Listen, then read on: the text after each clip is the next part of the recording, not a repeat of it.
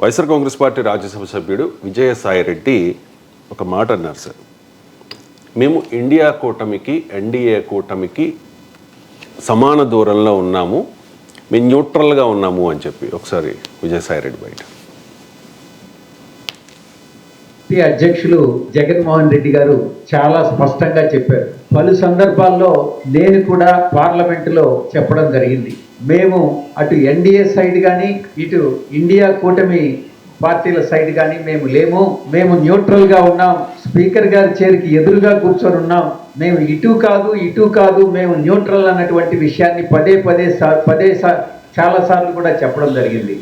అదేవిధంగా ఇండియా పార్టీలో ఉన్నటువంటి కొన్ని లోపాలైతేనేమి, ఇటుపక్క ఎన్డీఏలో ఉన్నటువంటి విమర్శలైతేనేమి వాటితో మనం అనుసంధానం కాకుండా మన వంతు ప్రజలకు మనం ఏం సేవ చేయాలి, ఆంధ్ర రాష్ట్ర ప్రయోజనాలే, ఎందుకనంటే మన రీజనల్ పార్టీ ఆంధ్ర రాష్ట్ర ప్రయోజనాలను కాపాడేందుకు అటు రాష్ట్రంలో కానీ అటు నేషనల్ లెవెల్లో పార్లమెంట్లో కానీ వైఎస్ఆర్సీపీ పోరాడుతుందే తప్ప ఏ కూటమిలో చేరేటటువంటి ప్రసక్తి లేదు అన్నటువంటి విషయం చాలా స్పష్టం చేయడం జరిగింది.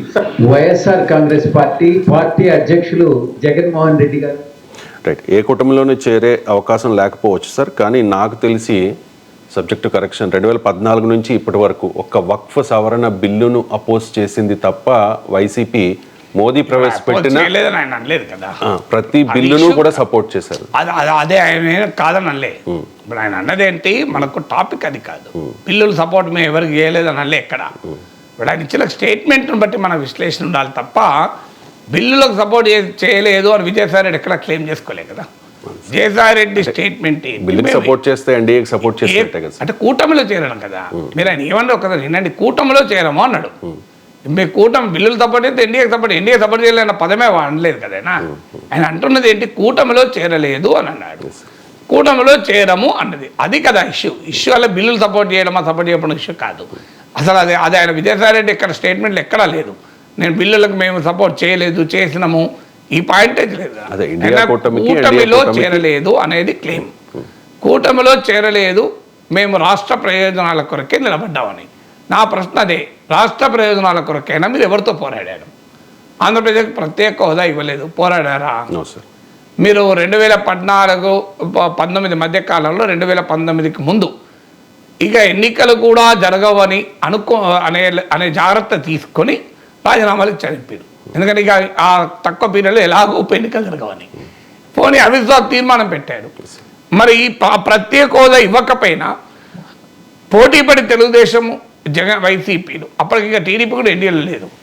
మీరు మోడీ ప్రభుత్వం పైన ప్రతిపక్షాలు అవిశ్వాస తీర్మానం పెడితే ఎందుకు సపోర్ట్ చేశారు? ఆంధ్రప్రదేశ్కి ఏ ప్రయోజనం కలిగిందని అవిశ్వాస తీర్మానాన్ని వ్యతిరేకించారు, ప్రభుత్వానికి అండగా నిలిచారు మోడీ ప్రభుత్వం? చెప్పండి. ఆంధ్రప్రదేశ్కు ఏది వచ్చిందని జగన్మోహన్ రెడ్డి టైంలో 5 ఏళ్లలో? కడపలో స్టీల్ ప్లాంట్ వచ్చిందా? విజయవాడ మెట్రోకి వచ్చిందా సహాయం? వైజాగ్ మెట్రోకి వచ్చిందా? వైజాగ్ రైల్వే జోన్ వచ్చిందా? మీరు ఏది వచ్చిందని మీరు సపోర్ట్ చేశారు? అందరికీ తెలుసు సిబిఐడి కేసులు ఉన్నాయని సపోర్ట్ చేశారు. దాంట్లో తెలియదు ఏమన్నది. సో అందుకొరకే ఏ కూటమిలో ఉండరు. ఏ కూటమిలో ఎందుకు ఉండరంటే పవర్లో ఉన్న వారితో పెట్టుకోలేరు. సిబిఐడి కేసులు ఉన్నాయి, పెట్టుకున్న అరవింద్ కేజ్రీవాల్ జైలుకు పోయాడు, పెట్టుకున్న హేమంత్ సోరెన్ జైలుకు పోయాడు.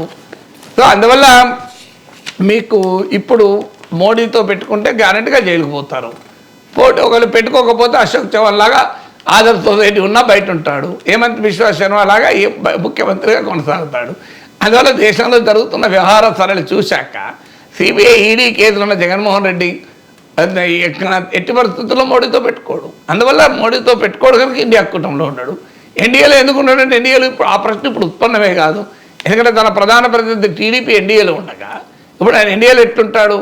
అందువల్ల ఇక మరి ఏ కూటమిలో చేరదలుచుకోకపోతే ఇండియా కూటమికి మమతా బెనర్జీ నాయకత్వం ఉండాలి అని ఎందుకు అడిగారు?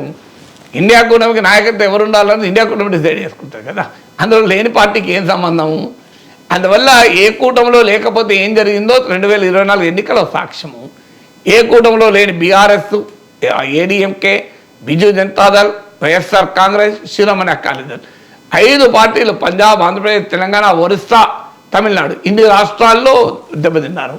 అందువల్ల వైసీపీలో కూడా చర్చ నడుస్తోంది, మన ఎలక్షన్ల వరకైనా ఏదో ఒక కూటమిలో ఉండాలి అని.